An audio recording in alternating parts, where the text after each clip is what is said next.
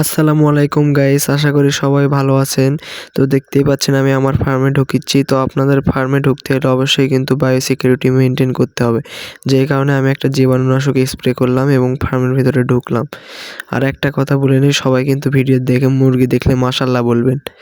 তো এটা হচ্ছে আমাদের প্রথম মানে ব্রাহ্মা এবং সিল্কের যেটা বাচ্চারা আরকি ব্রুডিং করে। ব্রুডিংও বলা যায় না, কারণ এখন এদের ব্রুডিং সেই বাচ্চাগুলো কিন্তু মাশাআল্লাহ অনেকগুলো। আর ১০ টা বাচ্চা নিয়েছিলাম, ১০ টা বাচ্চাই কিন্তু আমাদের বর্তমানে এখানে আছে। ১০ টা বাচ্চার মধ্যে এখনো পর্যন্ত কিছু হয়নি। কিন্তু সিল্কিগুলোর হালকা একটু প্রবলেম আছে, একটা সিল্কি একটু। আর এইদিকে আমার কোচিনটা দেখেন, আমার এক কোচিনের হচ্ছে কি রাত্রে ডিম পাড়ার অভ্যাস দেখেন। কোচিনটা ওখানে ঢুকে গেছে, ডিম পাড়বে আর কিছুক্ষণের মধ্যে কোচিনের ফিমেলটা ডিম দেবে। সেইজন্যে পদ্মানের পেছনে গিয়ে বসে আছে ডিম পাড়ার জন্যে। তো সবাই দোয়া করবেন যাতে আমার এই কোচিনের ডিমগুলো যাতে সবগুলোই ফোটে। সবাই দোয়া করবেন যাতে আপনাদের মাঝখানে ছড়িয়ে দিতে পারি। তো আমার এই কোচিনের ফিমেলটা মাশাআল্লাহ দুনোটাই খুব সুন্দর।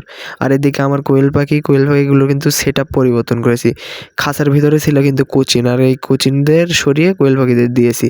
কোয়েল পাখিরা ছিল আগে আপনারা এই যে এই সাইডে, কোয়েল পাখিগুলো কিন্তু এখন মোটামুটি ভালোই আছে। এই সাইডে ছিল কোয়েল পাখি, এগুলো এখন খাঁচায় তুলে দিছি, কারণ আর কিছুদিন পরে এগুলো ডিম পারবে, সেই জন্য আর কি খাঁচায় তুলে দিয়েছি। আর কোয়েল এই যে এটা হচ্ছে আমাদের ফার্মের প্যারেন্টস, মাশাআল্লাহ খুব সুন্দর কোয়ালিটি এবং ডিম দিচ্ছে।